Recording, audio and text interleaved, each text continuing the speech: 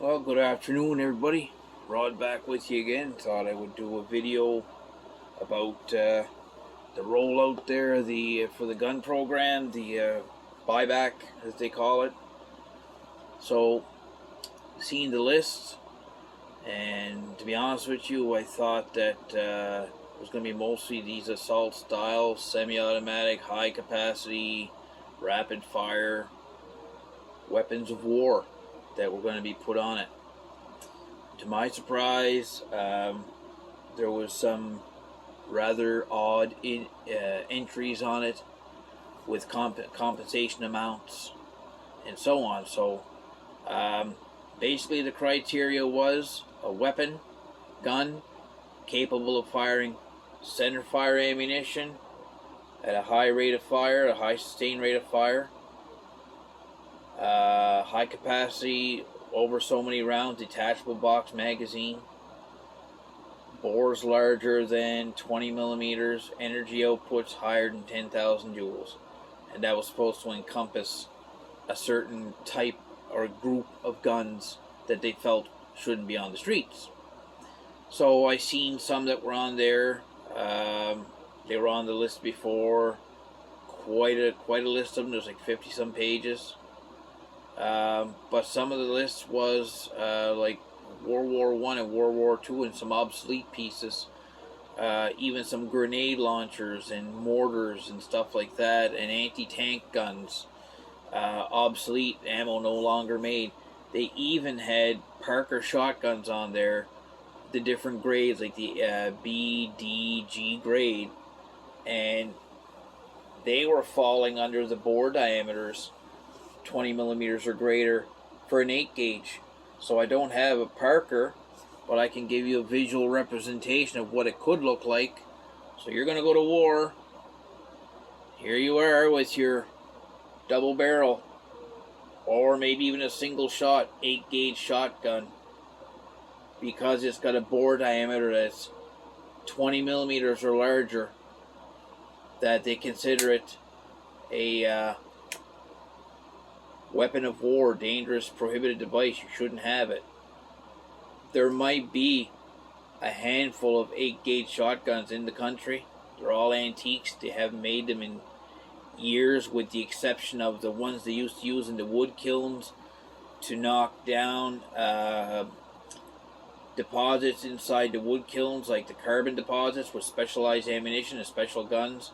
These aren't guns you can carry and go hunting. They're mounted to a floor, and they're used to fire at the coke of it, to get the coke off of the kilns.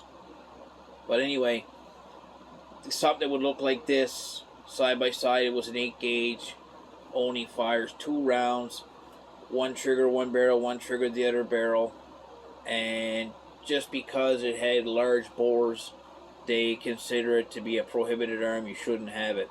The world is going to be so much safer with a dozen of these off the street, which no crimes have ever been committed, to my knowledge, with a Parker shotgun.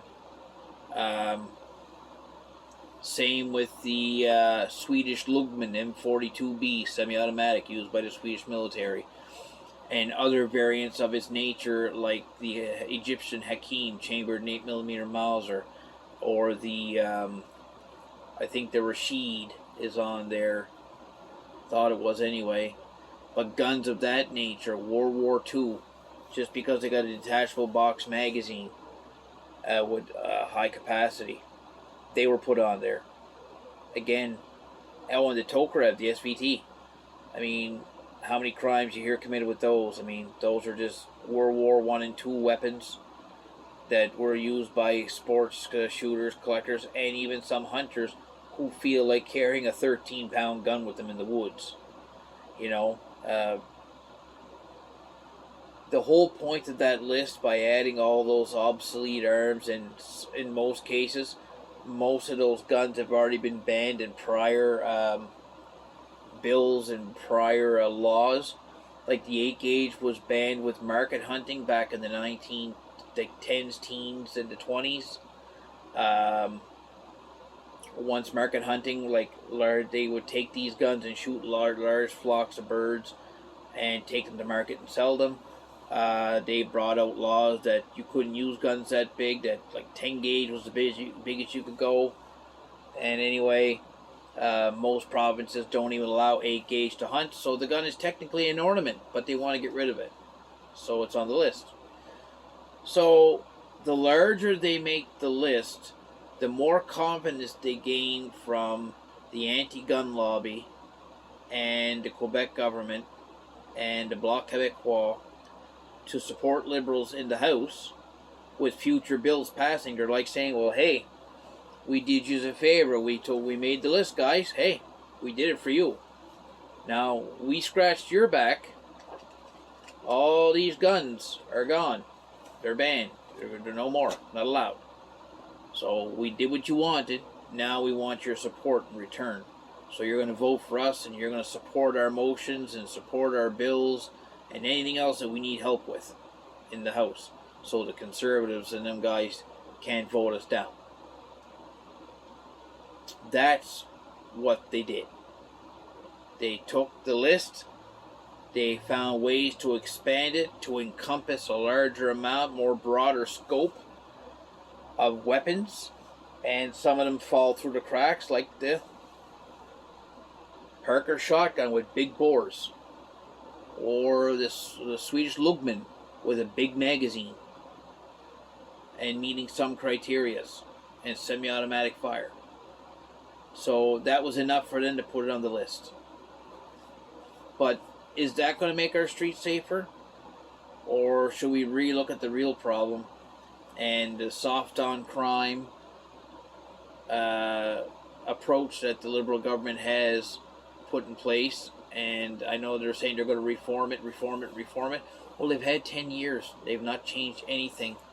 People were getting caught and released multiple times under the same court system, same laws, same violations they were doing, and getting treated the same way each time and getting released. So, pardon me, I got a little bit of an itch today. My allergies are kind of acting up a bit. That being said, what can we do to alleviate the crime? Well, firstly, I think if we tighten up our borders where these smuggled guns are coming in, if it's the ports of entry like on the water or across our southern border, that would be a first step in my book.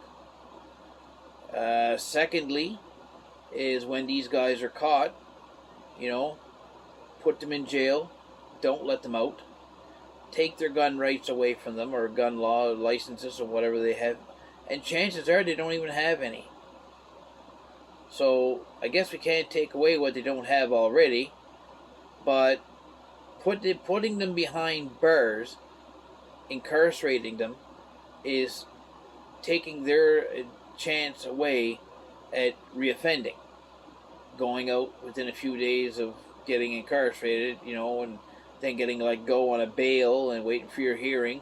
You're going to go home, and chances are you get a naughty thought in your head to do something. You're going to go down the street, find one of your guys and say, oh, hey, is there any way you can get me a piece? I gotta do a thing, I got some money here. And they make a deal, and the guy gets what he needs, and the other guy gets his money, and they just part ways, and they do whatever. And that's how the crimes start. And as far as the gangs, stuff in the cities, I mean, that's on the RCMP level or the provincial police thing. They've got task force to keep an eye on that. But if we can put more resources into that, more guys on the ground, more eyeballs on the street, you watch for things, tighter borders, less ability to get these guns, that slows crime down as well. I also truly believe you should have the right to defend your home and not sit there and wait for the cops to come, and they take 25 minutes to a half an hour to arrive while there's somebody trying to do harm to you and your family. I feel you should have a right to defend yourself, but in doing so, we would have more like a chance of us getting in trouble, and the criminal gets out again. He files assault charges on us. We're the ones that go to jail because we defended ourselves. It's just not right. Um, the thing was, I didn't like is they've got a lady that was, I believe, she was involved with the Souvia shooting, Poly Souvia or Polytechnic, and she suffers a traumatic experience. Look, I'm as sympathetic and as an ex-person. Terrible thing to go through. You know, we try and prevent these things, but they happen. You know, you can't, in the saying, you can't get them all, but we can try and prevent it. By you taking my shotgun away from me, it's not going to make the streets any safer. I'm a law-abiding citizen. I'm a licensed gun owner. I'm a hunter and a target shooter. Who am I hurting? What am I doing wrong? I'm following all the laws and whatnot. And yet, they feel that not only with me, or if anything that I own falls in the criteria of what they're saying, which none of what I own does. But I know people that are quite involved into it. They have multiple, and they've got quite an investment in their stuff, and they're gonna eventually lose it if they push it hard enough that they go finding these things door to door, which I don't think it's going to come to that. But they did extend the amnesty period, so they buys you another year. Hopefully, pray, fingers crossed, that we have another election and we can get the government straightened out once and for all. We really do need a conservative government to try and straighten up the wrongs that have been done and the future wrongs to be had.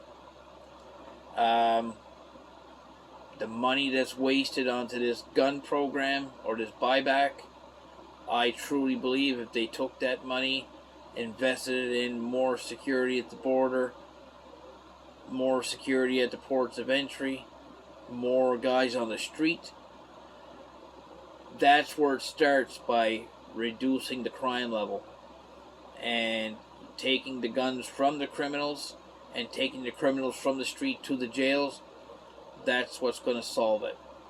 So if you take the people away with malicious intent or wrongful intent, get them off the street, away from people, put them in a jail where they belong, now they can't hurt nobody, now they can't commit crimes. So what happens? Your crime level drops. Hunter Joe takes his shotgun and still goes hunting. At the end of the day, everybody's happy.